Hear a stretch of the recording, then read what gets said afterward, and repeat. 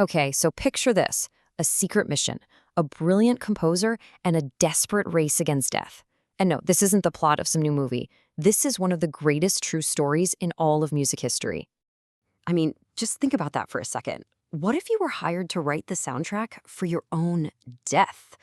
Imagine a total stranger shows up, offers you a massive pile of cash to write the most powerful, most epic funeral music ever created. The only catch? As you're writing it, you start getting sicker and sicker until you start to wonder, wait a minute, is this music for me? So, let's set the scene. The year is 1791, and the city is Vienna. You have to understand, back then, Vienna was basically the Hollywood of music. It was the place to be if you wanted to become a star. And late one night, there's a knock on the door of the city's biggest rock star, Wolfgang Amadeus Mozart. And standing there is this mysterious messenger, totally cloaked in shadows, with an offer that is just impossible to refuse. This one secret deal would go on to spark a legend that people are still talking about today. It's a secret that became absolutely legendary. So, what was it all about? Well, let's dive in and find out. So here we are, in the final year of Mozart's life. He gets this mission from that stranger at the door. And it's so top secret, so strange, it sounds like something straight out of a spy movie. So here's the rundown of the deal. First, he had to compose a Requiem, a massive piece of music for the dead. Second, the client's name was a total secret. He had no idea who was hiring him. Third, the payment was a huge amount of money. And finally, the most important condition, absolute total secrecy. He could tell no one, ever. But that brings up a really good question, right? Why Mozart? Of all the composers in Vienna, why was he the one tapped for this top secret gig? Well, to get that, we need to do a quick rewind. Because you gotta understand, Mozart wasn't just some musician.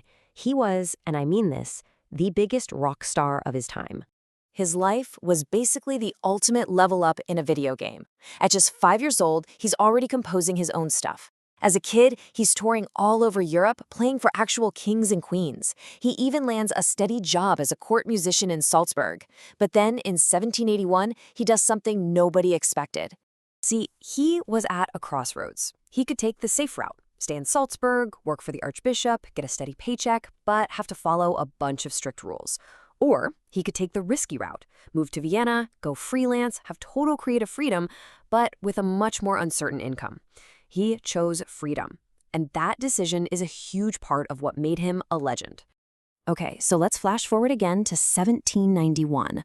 Mozart, our ultimate risk taker, accepts the secret mission. But there's a huge problem brewing. He's sick, and he's getting sicker. This isn't just another job for him. This is his final boss battle. Now, you might be hearing this word, Requiem, and wondering what it is. Well, it's a musical composition that's meant to honor the dead. The easiest way to think about it, it's like the ultimate funeral playlist. Super powerful, super emotional, and full of drama. And as Mozart's health got worse and worse, the whole mystery of this secret project started to really mess with his head. He got obsessed, even paranoid. He became totally convinced that he was writing the music for his own funeral. Soon, his body was just failing him. He had a severe fever, painful swelling. It got so bad that he was completely bedridden, just too weak to work. But his mind was still on fire. He absolutely refused to give up, so he continued to dictate notes for the Requiem to his students, right there from his bed. He fought until his very last breath, passing away on December 5th. And here's the part that is just absolutely heartbreaking. He was only 35 years old. Just 35. Can you even imagine creating that much genius in such a short amount of time? So Mozart is gone, but the mystery is far from over. We still need to know, who was the secret client? Who was the man in the shadows? It's time to play detective and crack this case once and for all.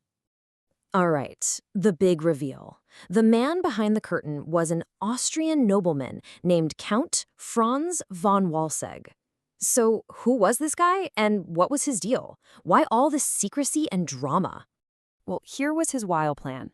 Step 1, hired the best composer on the planet, Mozart. Step 2, keep the whole thing completely secret. Step 3, pass the finished masterpiece off as your own work to honor your recently deceased wife. A pretty sneaky plan, right? Well, let's just say its status ended up as failed. Why? Because the music was so ridiculously good, everyone knew he couldn't have possibly written it himself. Oh, hold on. There's still one piece of the puzzle missing. If Mozart died before it was done, who actually finished his final masterpiece? That incredible task fell to one of his students, a man named Franz Xaver Süssmayr. He took all of Mozart's detailed notes and his sketches, and he painstakingly pieced together the final parts, bringing his teacher's incredible vision to life. So the case is closed, but the story, it doesn't really end there. Why are we still talking about Mozart over 200 years later? What was his final score on the leaderboard of history? How about this for high score? Over 600 compositions. Think about that.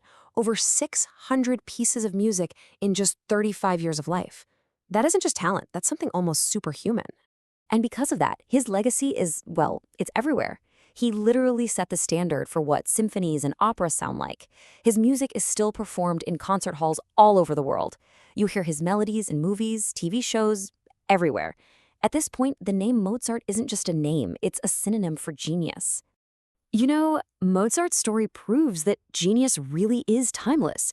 It isn't about how long you live, it's about what you create with the time you have. He took risks, he pushed boundaries, and he left behind a legacy that will never, ever die. So that just leaves one last question for you to think about. What will your masterpiece be?